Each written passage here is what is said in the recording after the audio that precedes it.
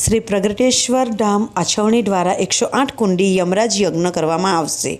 10મી મેના રોજ અકાત્રીજ હોય શ્રી પ્રગટેશ્વર ધામ આછવણી દ્વારા હિમાચલ ખાતે 108 કુંડી યમરાજ યજ્ઞનું આયોજન કરવામાં આવશે, જેના સંદર્ભે આજરોજ દીવાદાંડી ખાતે દેહ શુદ્ધિનો કાર્યક્રમ યોજાયો હતો, જેમાં આયોજકોએ જણાવ્યું હતું કે હિમાચલ પ્રદેશમાં 108 કુંડી યમરાજ યજ્ઞ સાથે તેઓ હરિયાણા ખાતે 14મી મેના રોજ શ્રી 108 કુંડી મહાવિષ્ણુ યજ્ઞનું પણ આયોજન કરવામાં આવ્યું છે, જેની માહિતી આપવામાં આવી હતી।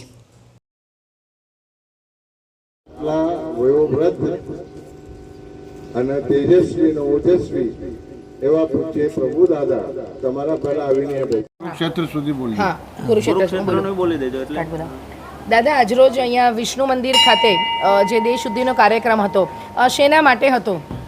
હિન્દુ શાસ્ત્ર મુજબ તીર્થનું બહુ મહત્વ છે। તીર્થ એટલે મારી ભાષામાં, ભૌતિક ભાષામાં કહું તો જેમ ટાવરથી ગમે ત્યાં સંદેશા પહોંચાડાય છે, તે જ પ્રમાણે તીર્થની અંદર કરેલું સત્કર્મ ભગવાને તેનું ટાવર છે અને એ સત્કર્મ ત્યાં તાત્કાલિક પહોંચે એવી મારી માન્યતા છે અને તે પ્રમાણે હું ત્યાં એટલે કે હિમાલયની અંદર, હિમાચલ પ્રદેશની અંદર યમરાજ યજ્ઞ આવેલું છે। મારી ભાષા પ્રમાણે તો કોઈ પણ પ્રદેશ જવા માટે ટાવરની જરૂર પડે છે, એરપોર્ટની જરૂર પડે છે, પરમાત્માને જવા માટે ત્યાં પણ એરપોર્ટની જરૂર પડે છે, ત્યાં આત્મા એ જગ્યાએથી પસાર થાય છે।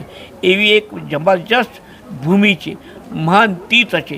એ તીર્થમાં કરેલું સત્કર્મ તુરંત જ ભગવાનના દરબારમાં પહોંચે છે અને એની સિદ્ધિ પ્રાપ્ત થાય છે। વળી ત્યાર પછી હું એ યજ્ઞ કરીશ અને તેની સાથે કુરુક્ષેત્રની અંદર પણ 108 કુંડી મહાવિષ્ણુ યજ્ઞ કરવાનો છું અને તેની પણ તૈયારી 14મી તારીખે છે।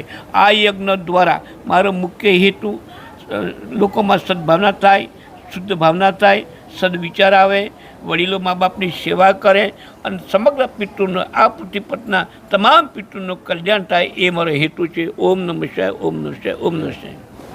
ઓમ નમઃ શિવાય।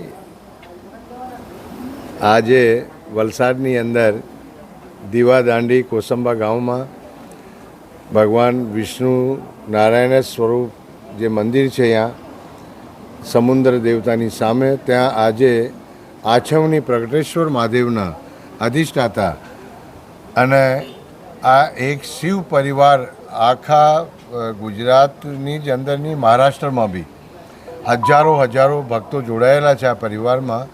તો આ શિવ પરિવાર દ્વારા ઘણા યજ્ઞો એમના થકી થયા અને આજે અહીંયા વિષ્ણુ ભગવાનના મંદિરના સાનિધ્યમાં, અમારા ભૂદેવોના સાનિધ્યમાં, ભૂદેવો દ્વારા બધા જ જે શિવ પરિવારના ભક્તો અહીંયા આવ્યા છે, માતાઓ, બહેનો, ભાઈઓ, એમનો દેહ શુદ્ધિનો કાર્યક્રમ અહીંયા રાખવામાં આવેલું। સવારે 5:30 વાગ્યાથી આ કાર્યક્રમ ચાલી રહ્યો છે અને એ વિષ્ણુ યાગ અને યમ યાગ જે થવાનું છે એના માટે આજે અહીંયા સંકલ્પ લેવામાં આવ્યા। હું અમારા વયોવૃદ્ધ, જ્ઞાનવૃદ્ધ, તપોવૃદ્ધ પ્રભુ દાદા જે ખરેખર એક એવો યજ્ઞનો, હવે થોડા દિવસો પછી તો એમનું નામ યજ્ઞ સાથે જ જોડાઈ જશે। યજ્ઞ બોલો કે પ્રભુ દાદા બોલો, એક જ થઈ જશે એવા અમારા પ્રભુ દાદા બહુ સ્વસ્થ રહે, એમને આજે સંકલ્પ લીધું છે, એ યાત્રા બહુ એમની સારી રહી અને ત્યાં બધા જ ભક્તો, કારણ કે આ મિત્રો દેવભૂમિ છે, હિમાચલ, ઉત્તરાખંડ આ દેવભૂમિ છે। જેમ દાદાએ કીધું કે દેવતાઓ ત્યાં વાસ કરે છે, એવી ભૂમિ પર જઈને યજ્ઞ કરવાનું સૌભાગ્ય પ્રાપ્ત થયું। બધા જ ભાગ્યશાળી છે।